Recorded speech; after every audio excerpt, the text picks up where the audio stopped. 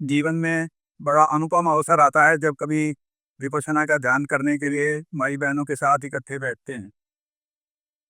बार बार गुरुजी कहते हैं कि विद्या ठीक से समझ में नहीं आएगी, परिणाम उसका जैसा आना चाहिए वैसा नहीं आता है। आप सबको मालूम है, पीरों मुझे यही बात कहते हैं। तो हर बार समझ लेना चाहिए कि ध्यान कैसे करना चाहिए। ठीक से करेंगे सचमुच बहुत प्रगति होगी, ठीक से नहीं करेंगे तो कुछ नहीं होगा, होगा बहुत कम होगा। तो पता है आप सबको कि ये भगवान बुद्ध की शिक्षा है। वो क्या कहते हैं, वो हमारे गले नीचे उतरा हुआ होना चाहिए। वो नहीं मालूम है तो भटकते ही रहेंगे। रास्ता तो यूँ सीधा है, 4 कदम चलें तो दूसरे किनारे पे सड़क के पहुँच सकते हैं। एक मुसीबत यही है कि थोड़ा-सा चलते हैं तो मेन रोड पे गलियाँ होती हैं बाईं तरफ। तो इधर का इधर देखते हैं, वो गुब्बारे की दुकान है, चलो उसमें चले चलें, वहाँ चले गए। थोड़ा समय वहाँ लगाया फिर वापस आए, चलो चलते हैं। ज़रा सा दाएँ तरफ देखते हैं, वो मिठाई की दुकान है, कैसी अच्छी सजी हुई है, उधर चले गए। इधर आगे इधर चले गए, इधर चले गए। तो नतीजा ये है कि जो साधना का पक्ष है वो कमज़ोरी रहता है। इधर-उधर जाते रहते हैं। तो वो नहीं हो, वो शिविर में बैठने से पहले समझ लेना चाहिए। तो भगवान ने उदाहरण दिया साल वृक्ष का। नाम आपने सुना होगा, साल का वृक्ष बड़ा मजबूत होता है, पहाड़ों पे उगता है। ऐसे देखें तो सिर चकराने लगता है, इतनी ऊंचाई तक चला जाता है। उसके लिए उन्होंने बताया कि इसका बीज जब बो देते हैं तो उस वृक्ष की खासियत है कि ऐसे जो था एकदम नीचे जड़ बढ़ जाती है, बाढ़ टूटा, जो था एकदम ऊपर चढ़ जाता है। फिर उसको एक जब आता है तो हाथ नीचे चला जाता है, 2 हाथ ऊपर चला जाता है, 2 हाथ नीचे चला जाता है, 7 ऊपर चला जाता है। इस तरीके से वो बताते हैं कि उसकी जड़ें खूब मजबूत हो जाती हैं, बाहर भी खूब ऊंचा निकल आता है।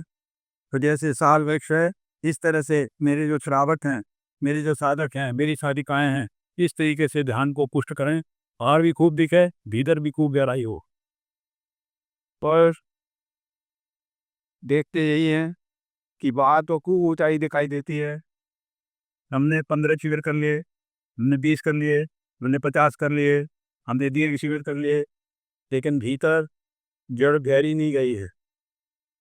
फिर भी रोता है, 50 शिविर करके भी रोता है। 2 शिविर के बाद ही रोना बंद हो जाना चाहिए। 50 शिविर करके भी होता है, मेरे तो ये होता है, मेरे तो सिर दर्द होता है, मेरे तो ये होता है, मेरे को जड़ अंदर तक नहीं गई है। ज़रूर कमी है, उसमें गलती है।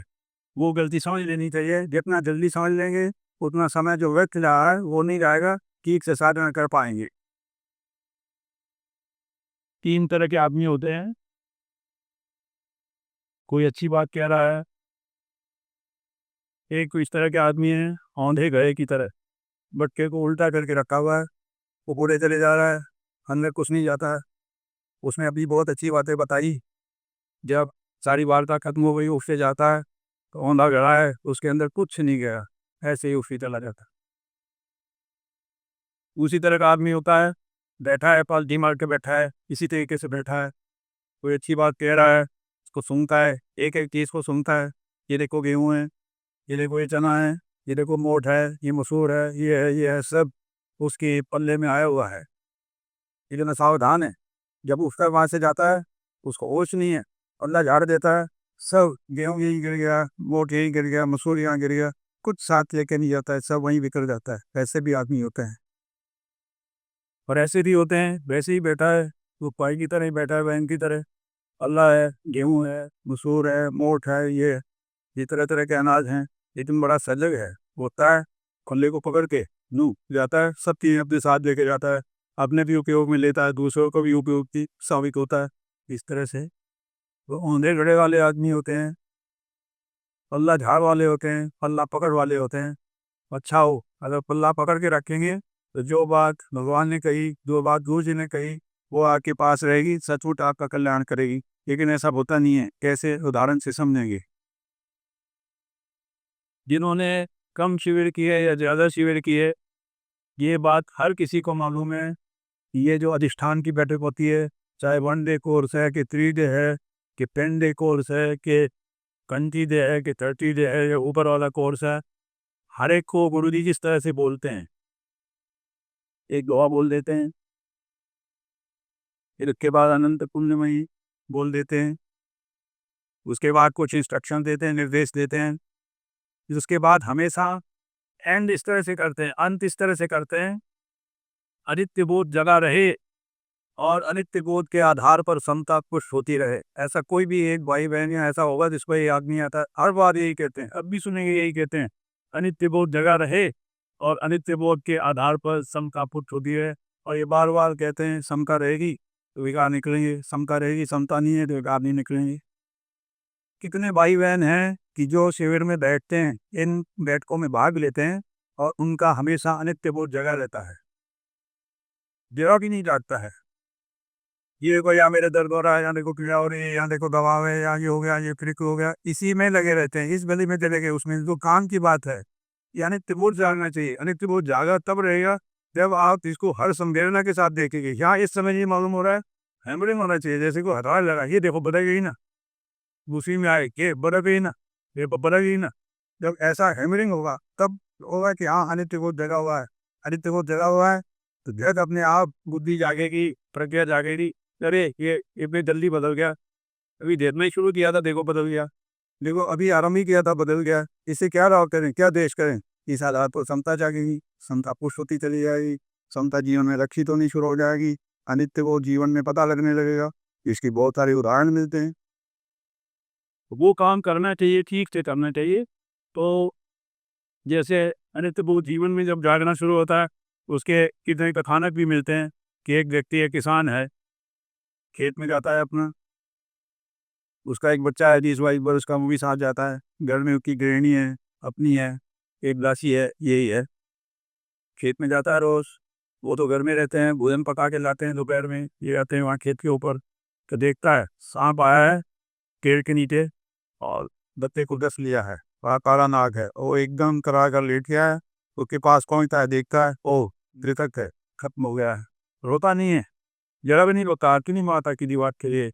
अब जैसे दीपार उतारता है, किसान है, उसके ऊपर दिशा देता है बस, और अपने काम में लग जाता है, हल चलाता है, जो काम कर रहा है उसी में लगा हुआ है। थोड़ी देर में देखता है कुछ लोग आ रहे हैं गांव से, गांव की तरफ जाने वाले हैं, बुलाता है, भाई किधर जा रहे हो? किधर जा रहे हैं? हमारे घर में एक संदेशा दे सकते हो? क्या नहीं दे देंगे, बोलो ना। रास्ते में घर पड़ता है, क्या ना, आज एक आदमी का खाना कम लाना, ये घर में कह देना मेरे घर वाली को, या कह देंगे, लगता है घर में कहते हैं, हमको ठनक काम आता है, एक आदमी का खाना कम क्यों? और चलो कोई बात नहीं है। उसी तरह नियम से आते हैं, दूर से देखती है, बत्ते की माता देखती है, को पेड़ के नीचे है, हाँ अच्छा, इसका साफा उसके ऊपर है, समझ जाती है ये बच्चा हानि है, होती नहीं है, कुछ कहती कि नहीं है, चटाई भी बेचाती है, वहीं पर अपना भोजन भी खोलती है, सब भोजन भी करते हैं, कोई भी रोता नहीं है, चिल्लाता नहीं है। एक आदमी खेत की मुड़ीर पे बैठा हुआ है, वो सारा खेल देख रहा था। कब से देख रहा है? जब वो बच्चा उसको सांप में डसा था, लेट गया था, फिर भी देख कर ये क्या हो रहा है, रो रहा क्यों नहीं है, बाप क्यों नहीं रोया, ये आए, ये क्यों नहीं रो रहे हैं, ये इससे रहा नहीं गया। आगे पूछता है, किसान से ही पूछता है कि मैं एक चीज जान सकता हूँ क्या? बोलो ना। कहते तुम्हारा बेटा नहीं लगता? क्यों नहीं, ये तो मेरा बहुत प्यारा बेटा है। बेटा कैसे नहीं लगता? मुझे बहुत प्रिय है। नहीं होता, तुम रोते हुए दिखाई देते हो, तो नहीं रहे ना।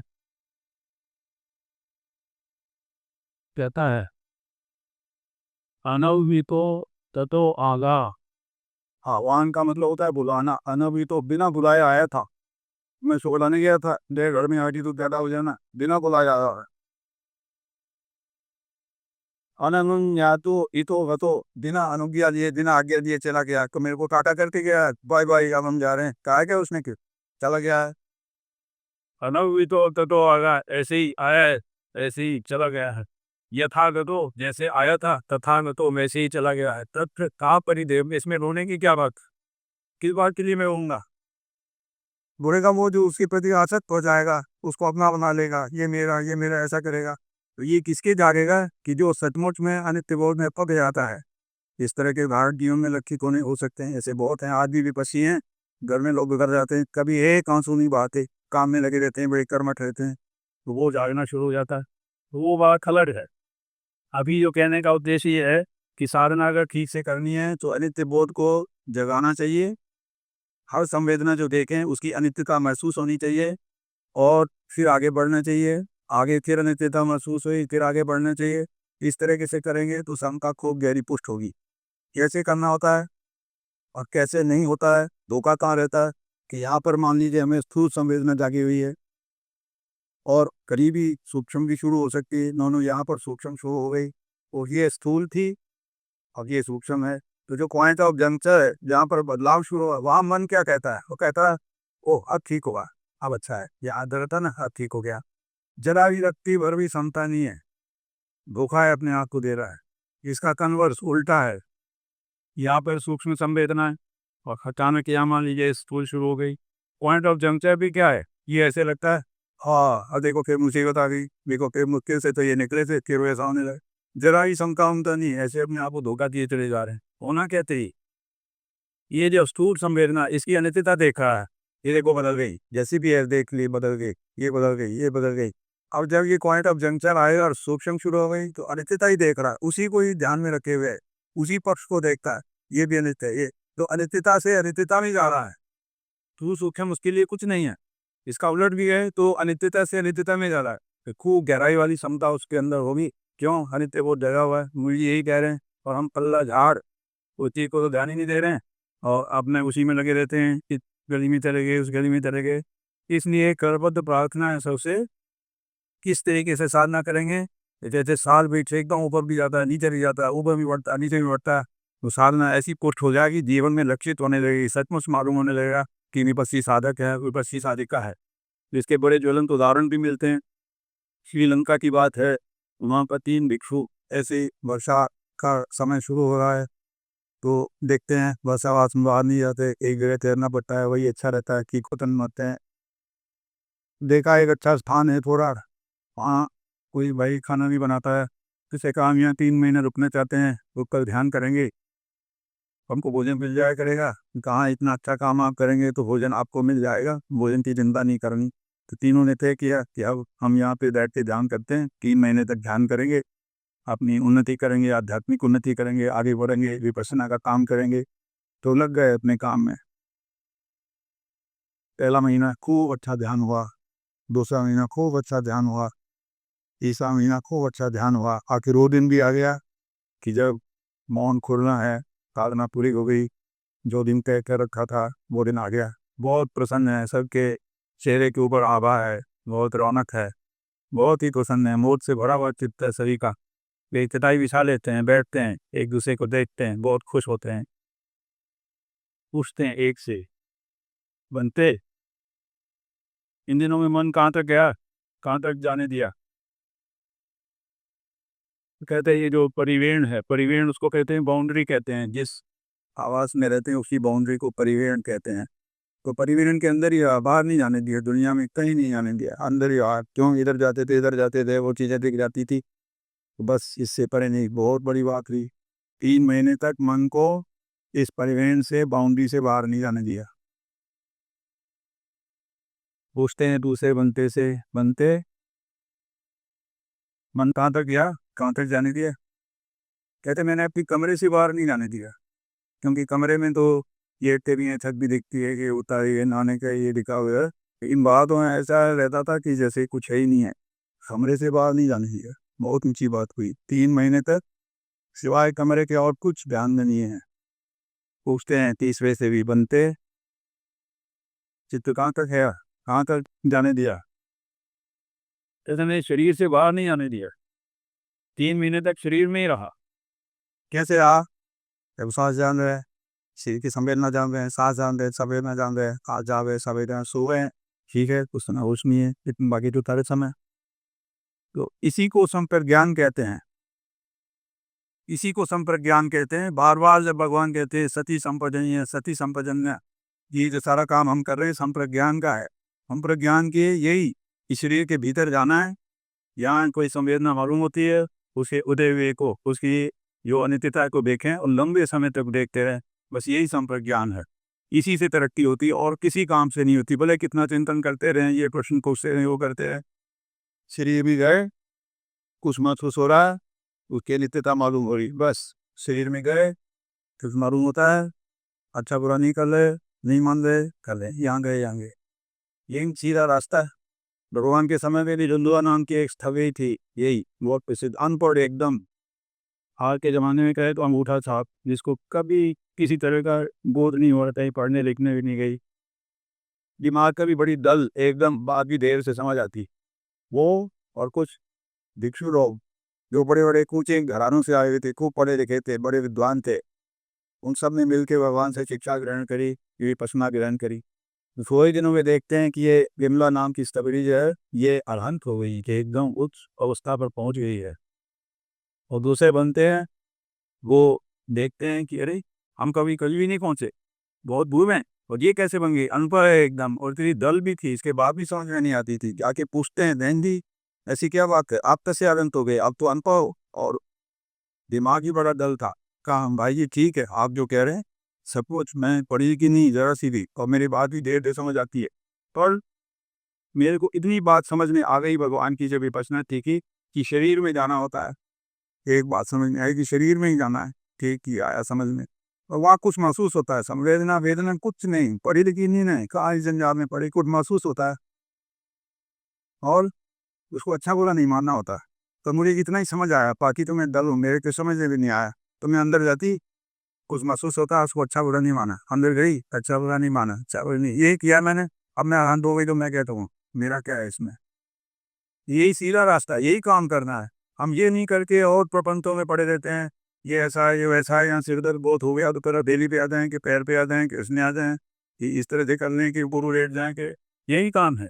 अनपढ़ लोग कर सकते हैं, जितने जितने विद्वान हैं, जितने जितने पढ़े लिखे हैं, जितने जितने अपने हम भाव सिर पर चढ़ाया हुआ, उतना उतने पिछड़े रहते हैं कि यानी पैरों में सांकल लगी हुई है। तो इस तरीके से अगर काम करेंगे सचमुच सीधा सीधे तरीके से, तो आप देखेंगे कि यहाँ पर बहुत कुछ सीख के जाएंगे। प्रगति अवश्यम भावी है, किसी तरह से रुक नहीं सकती। साधना से संबंधित दो चार बातें हैं जो कि अक्सर सारे तारिकाओं को आती है, वो ध्यान में रहनी चाहिए कि खाना पान का काम तभी करना चाहिए कि जब हाथ की समाधि कमज़ोर हो जाए। उसी के लिए होता है, जैसे घर में आग भी जलाते हैं, आजकल तो गैस के चूल्हे आ गए, नहीं तो देहातों में तो चूल्हा ही जलाते हैं लकड़ी वाला। तो देखा आग मट्टी पड़ गई, धुआं सा निकलने लगा, पंखा जल देते हैं, फिर सगड़ी तेज हो गई, फिर उस पर रांधने लगे, फिर कमज़ोर हो गई, पंखा जल देते हैं। तो ऐसे ही जब जब देखें कि विपश्यना का काम नहीं हो रहा है तो जोर ज़बरदस्ती से करने की ज़रूरत नहीं है, तुरंत आनापान पे आ जाया करें। सांस आता है जाता है, आता है जाता है, 5 मिनट देखें, 10 मिनट देखें, जितनी आवश्यकता देखें। जब देखें कि यहाँ पर नासिका के नीचे ऊपर वाले होठ के ऊपर संवेदना मिलनी शुरू हो गई, बस ये इस बात का संकेत है कि अब मन वापस तीक्ष्ण हो गया है। मन तो एक ही है सारे शरीर में, यहाँ संवेदना मिलने लगी तो बाकी जगह भी मिलनी शुरू हो जाएगी। तो जहाँ पर काम छोड़ देते हैं आप, वहाँ पर जाकर काम करना शुरू कर देंगे विपश्यना का, बस देखेंगे कोई कठिनाई नहीं होगी। फिर देखेंगे मन उचाट हो गया है, बहुत विचारों में खोने लगा है, काम हो ही नहीं रहा, संवेदना मिल ही नहीं रही है, फिर आ जाइए, उसके ऊपर कोई दोष नहीं है। तो ये दो ही आलम्बन है हमारे, सांस है, संवेदना है, इनसे परे हटकर कहीं नहीं जाना है। और बहुत से आलम्बन सामने आएंगे, बंद आंखों के सामने प्रकाश आता है, हमारे मतलब का नहीं है, परे हटाना है उसको। कई बार ऐसे कान में ऐसा शब्द आएगा, हमारे काम का नहीं है, इंद्रिय अनुभूति है, समाधि के कारण है, हमारे मतलब का नहीं है। जीभ पे ऐसा कोई स्वाद आएगा, विचित्र प्रकार का आएगा, बहुत ही अच्छा लगे, नहीं जाना है उसमें, हमारे काम का नहीं है। गंध आएगी, हमारे काम का नहीं है। कोई बैठे हैं हमारे, कोई छू भी नहीं रहा, हमारे आसपास भी नहीं है, ऐसे लगे जैसे पता नहीं को स्पर्श करके चला गया, बहुत ही सुखद है, हमारे काम का नहीं है। ये समाधि जन्य अनुभूतियाँ हैं, वो हमारे मतलब की नहीं है।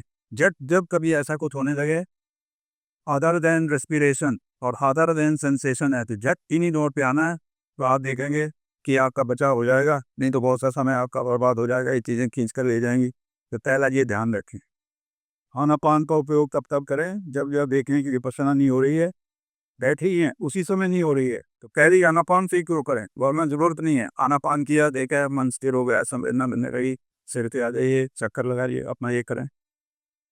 शुरू में मन सजग है, सीधा ही सिर के सिरे से काम शुरू करें, चक्कर लगाएं, बीच में देखें नॉन वर्किंग हो गया है, संवेदना नहीं मिल रही है, तो आनापान पे आ जाइए, करिए थोड़ी देर, ये करिए, इस तरह से करें। दूसरा देखें, जब कभी कोई बहुत ऐसी स्थूल संवेदना आ गई है जो आपके बस में नहीं है, आपकी क्षमता उसको टूटने छूट जा रही है, तो उस समय सांस को भी साथ जोड़ लें और उसको भी देखें। तो जिस तरह से पहाड़ के ऊपर ट्रेन जाती, 2 इंजन लगते हैं, एक ऊपर एक नीचे, उसको खींचे ले जाती, एक इंजन भी बस का नहीं होता। उस समय सांस भी देखें और संवेदना को भी देखें, सांस को भी देखें, सांस भी देख लिया, संवेदना तो 1 1 2 11 की तरह हो जाएंगे, तो उसके अंदर पीएस कर सकते हैं, भीतर जा सकते हैं, इसके वाइब्रेशंस वो फटना शुरू हो जाएगा, वाइब्रेशन मालूम होने शुरू हो जाएंगे। ऐसी अवस्था में भी आनापान जो है सांस का काम साथ इसके कर देना चाहिए, ये करें। इसके अलावा आज ये देखें, हम हर बार ऐसे करते हैं कि बस देर से शुरू किया, तो एक क्रम में देखना शुरू कर देते हैं, जैसे कि वो कच्ची क्लास के बच्चों को गुरुजी ने सिखाया है। हमें याद ही नहीं है कि गुरुजी कहते क्या हैं। हर 10 दिन के शिविर में पहला ही दिन आता है, 8 से 9 की ग्रुप सीटिंग के बाद नए साथियों को भेज देते हैं, जाओ उसने अपने दोपहर में आना। पुराने साथियों को रोकते हैं, पर यही कहते हैं कि अब मैं जो तुम्हें निर्देश दे रहा हूँ, तुम्हारे लिए ये निर्देश हैं। रोज़-रोज़ जो मैं बातें कहता हूँ, वो नयों के लिए है, और उसमें वो बताते हैं कि क्या करना है। वो बताते हैं क्वेश्चन के मामले में कि यहाँ पे आओ, काम तो सिर के सूर्य से ही शुरू करना चाहिए, यही महत्वपूर्ण अंश है। कुछ रिव्यू करें, कैसा है? सारे शरीर में स्थूल हैं, ये सारे शरीर में सूक्ष्म है, ये पार्टली स्थूल है, पार्टली सूक्ष्म है। तो अगर सूक्ष्म ही सूक्ष्म है सारे में, तुरंत धारा प्रवाह करिए, 2 बार कर लीजिए, 3 बार कर लीजिए, एक-एक अंग में से मन गुजारे वो करें। पार्टली ग्रॉस है, पार्टली सटल है, तो जो सटल वाला है, सूक्ष्म वाला, उतने हिस्से में धारा प्रवाह कर लें, फिर एक-एक अंग में से मन गुजारे, जो बाकी रह गया उसमें से करें। जब बिल्कुल ही सारे शरीर में स्थूल ही स्थूल संवेदना है, तब ठीक है, उस क्रम के हिसाब से आप उसको देख लें। लेकिन हम ये दूसरे वाला काम वो नहीं करके सीधा काम ही ऐसे शुरू करते हैं कि जो किंडरगार्टन के स्टूडेंट्स को वो ये बताते हैं, और दूसरे दिन जो इंस्ट्रक्शन दिए उनको हम भूल जाते हैं। तो इसको हमेशा ध्यान रखें कि आप सब पुराने साधक साधिका हैं, तो वैसे काम करना है, संवेदनाओं के आधार पर काम करना है, उनको ध्यान में रखते हुए काम करना होता है। और एक बड़ी गलती ये करते हैं कि बहुत सारे ऐसे हैं कि जिनको कोई अंग भंग हुआ है, किसी समय में वो अधिक टूट गई, लित हो गया था, कईयों का ऐसे कोई क्रॉनिक डिजीज है, कोई बीमारी है वो सुनते चली जा रही है, ये कोई सिर दर्द बहुत होता है, किसी की कमर दुखती है, ऐसे बरसों से हो रही है, तो वो उन अंगों को देखते ही नहीं, कह रहे ये क्या है? ये तो होता ही रहता है ना, ये तो मेरा बरसों से है, ये तो मैं वो गिर गया था ना, उस वजह से। यही सबसे बड़ी गलती, इन्हीं अंगों को ज़्यादा देखना है। क्यों देखना है? इसलिए देखना है कि ये हमारे बॉडी के वीक स्पॉट्स हैं, कमज़ोर हिस्से हैं।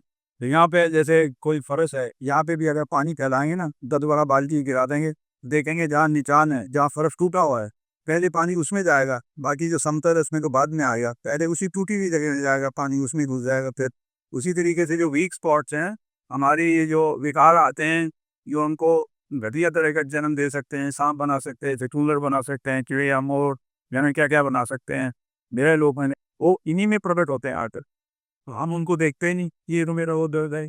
इस समय ये वो दर्द नहीं है, वो है, प्लस उसके साथ ये रिकॉर्ड जुड़ा हुआ है, जो वहाँ पर संवेदना के रूप में आया है, और आपको लगता है कि वही है, वही है, वही है। जब आप उस स्थान को साक्षी भाव से देखेंगे, तो साक्षी भाव से देखने से 2 विकार के कारण संवेदना हो रही है। साक्षी भाव से देखा नहीं, वो निकल जाएगी तो विकार निकल जाएगा। और बाकी वो जो दर्द है वो बने रहेगी, धीरे-धीरे वो भी कम होगी, लेकिन वो बने रहे। लेकिन हमारा उद्देश्य जो है कि हमारे मन में जो इस तरह से विकार जमा है वो निकले, तो वो इन्हीं जगहों पे ज़्यादा आकर जमा होते हैं। इन जगह तो निश्चित रूप से जमा होते हैं। तो गुरुजी बार-बार कहते हैं इन स्थानों को अच्छी तरह से देखना चाहिए, 1 मिनट 2 मिनट तक देख सकते हैं, जिससे इसका लाभ उठाएँ। तो अभी एक भाई आए थे, मिलिट्री में थे या किस में, यही बता रहे थे कि ये एक्सीडेंट हो गया, ये हो गया। एक्सीडेंट की बात ये है कि जैसे कोई स्कूटर पे जा रहा है और सामने से एक ट्रक आ रहा है, एकदम सामने से आ रहा है, और वो बचना चाहता है, हर कोई बचना चाहता है, इधर देखता नहीं, वो पीछे से कार भी आ रही है, इधर जाने से ऊपर चला जाऊँगा, और ये ट्रक भी आ रहा है, इधर भी नहीं जा सकता, इधर तो पटड़ी है एकदम। मन में डर जाता, अब मरा, बस अब मर गया, अब मिट्टी में टसर नहीं है, देखो ये एकदम आके टकराएगा, लहू-लुहान हो जाऊँगा, मिट्टी भी हो जाएगी। और सचमुच यही हुआ, टक्कर हुई, धमाके के साथ जाकर गिर गया पेमेंट के ऊपर, हड्डी भी टूट गई, लहू-लुहान हो गया, बेहोश भी हो गया। और कोई बेचारे भले आदमी होते हैं, उठाकर अपनी गाड़ी में डालकर हॉस्पिटल में ले जाते हैं। हॉस्पिटल में जाके वहाँ कैजुअल्टी वार्ड में जाता है, फर्स्ट एड करते हैं, ये पहुँच दिया, ये कर दिया, फिर असली डॉक्टर जो दिखाते हैं, प्लास्टर चढ़ा दिया, 2 महीने बाद ठीक होके बाहर आता है, चलता है, फिरता है। क्या हुआ? हॉस्पिटल में क्या किया गया? कि जो उसको बाहर शरीर में चोट लगी थी, लहू निकला था, हड्डी का, उसका इलाज हुआ, लेकिन वो जो भय जागा था, कहने में मरा, और उसके अंदर ही है ना, उसको निकालने का तो काम कोई हॉस्पिटल करता नहीं, तो यही निकलेगा।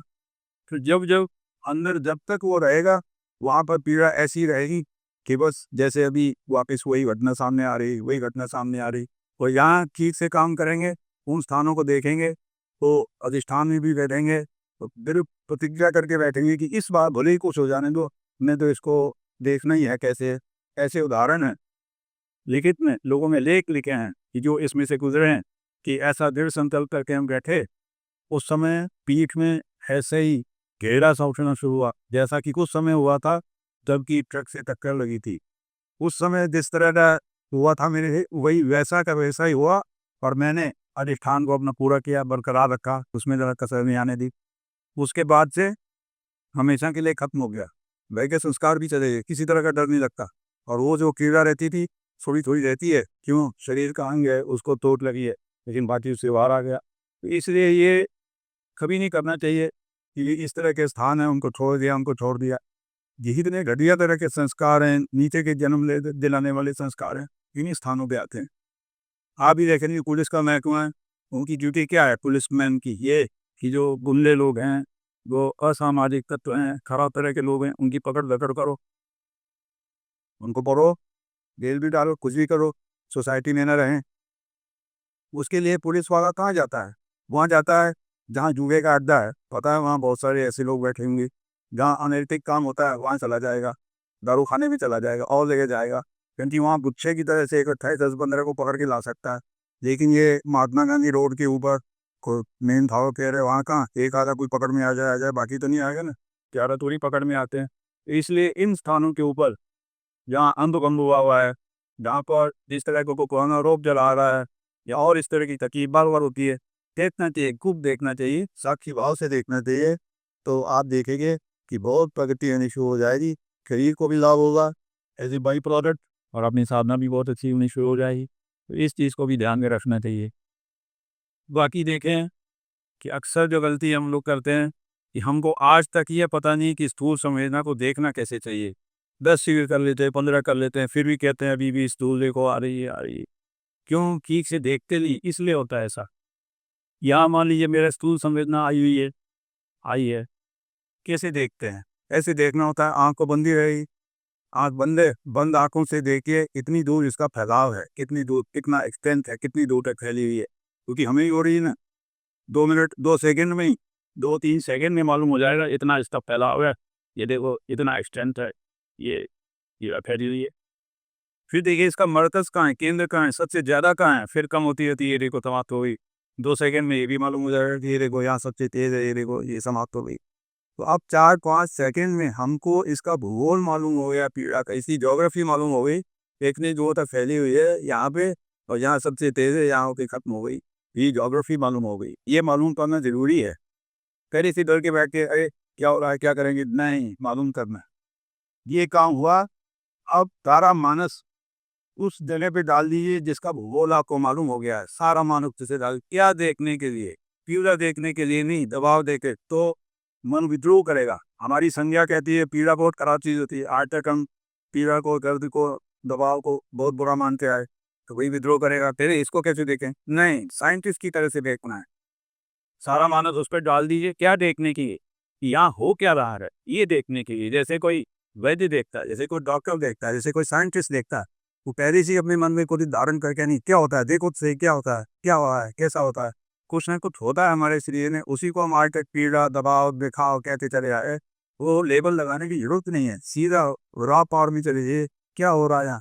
तो आप निश्चित जानिए, इस तरीके से जो कोई भाई बहन संवेदना को देखेंगे, जो स्थूल संवेदना है, तो वो जो वहाँ संग्रहित है उसके टुकड़े-टुकड़े होने शुरू हो जाएँगे। देखेंगे हीट भी उसमें है, निकलनी शुरू हो जाएगी। उसमें वाइब्रेशन भी है, पेन का एलिमेंट भी है, ये इधर बह के चला गया, इधर बह, तो देखेंगे दूसरा दिन आधा ही बीतता है। 1.5 दिन के अंदर जितनी स्थूल संवेदनाएँ इधर-उधर हो रही होती हैं, तब समाप्त हो जाएगी, क्योंकि ठीक ढंग से देख लिया ना, उनको ठीक ढंग से देख लेते हैं, फिर देखते हैं अब सूक्ष्म संवेदनाएँ आनी शुरू हो गई है। ठीक ढंग से नहीं देखे, डरते रहते हैं और करते रहते हैं, तो वो बराबर बनी रहती हैं, हमारे माथे पे चढ़ी रहती हैं, और हम ठीक तरह से काम नहीं कर सकते। तो इस चीज़ को, स्थूल संवेदना है, वो सही ढंग से उनको देखना चाहिए, साक्षी भाव से देखना चाहिए। फिर बार-बार याद करें गुरु जी को, ठीक है, आपने इस तरह से और कुछ आपको सफलता मिली, समता रही, फिर भी आप देखते हैं कि अब समता टूटने वाली ही है, ज़्यादा देर नहीं।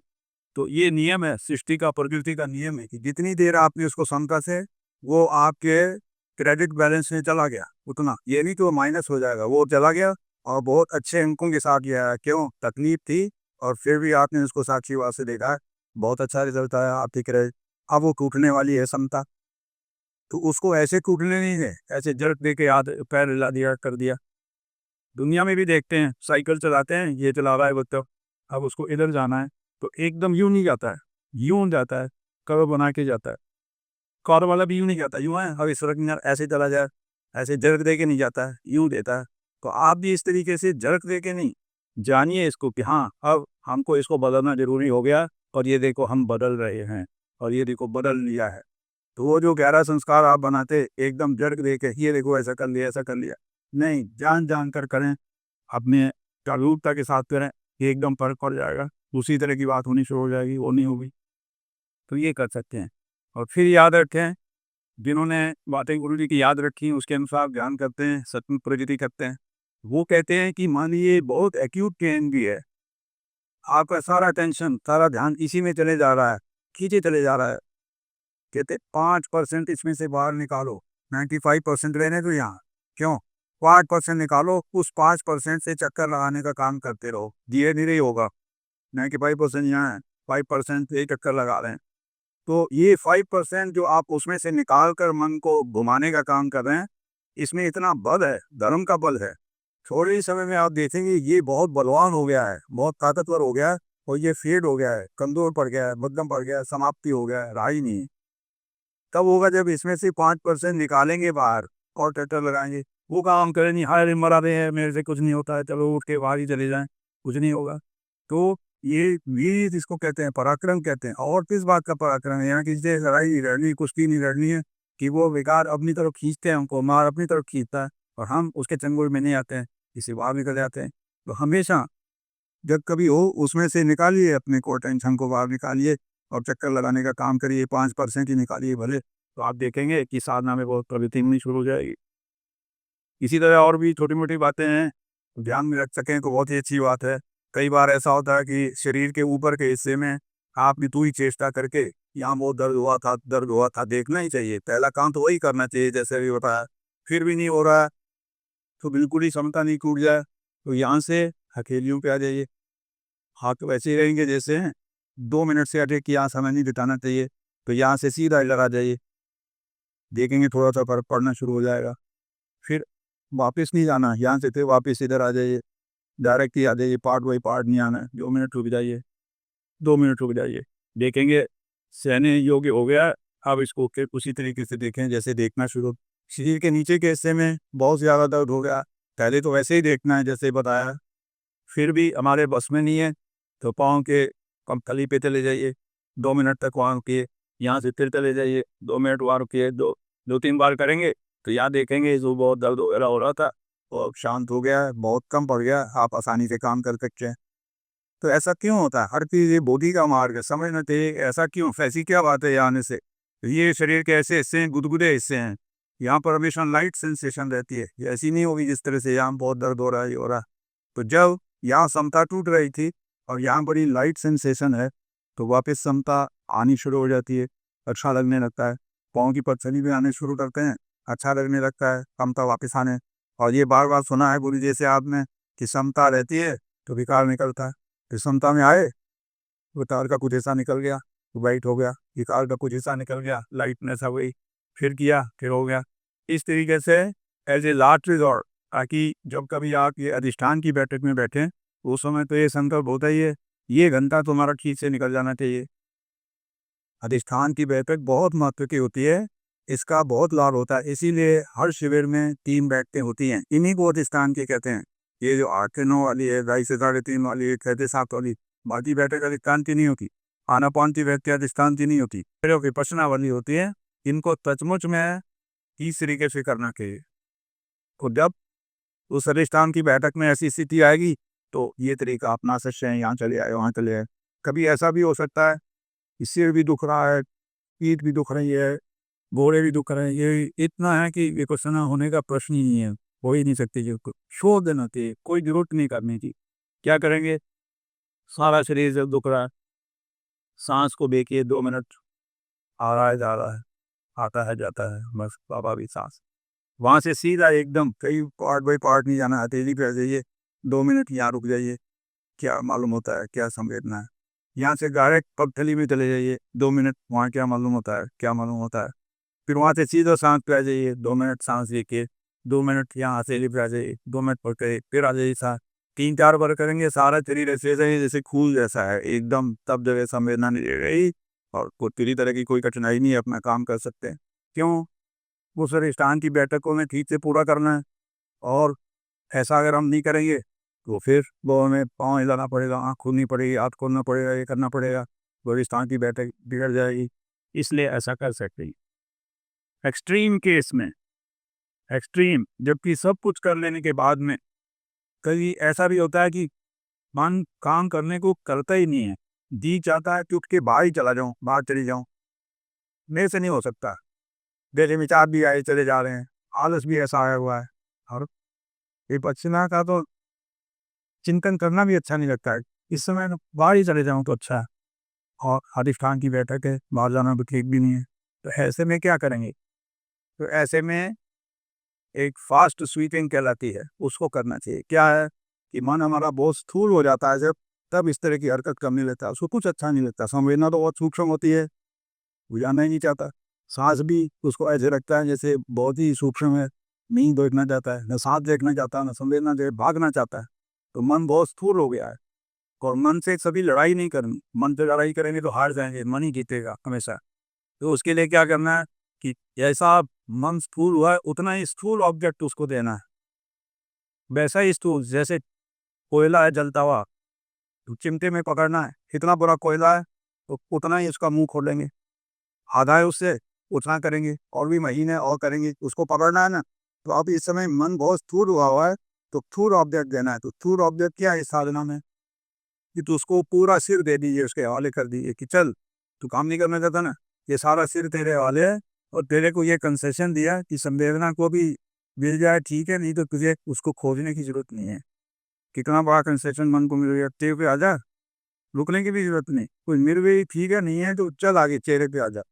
संवेदना है तो ठीक है, नहीं तो कोई बात नहीं, पूरे बालू पे आ जा, चल रुकना भी नहीं है, संवेदना है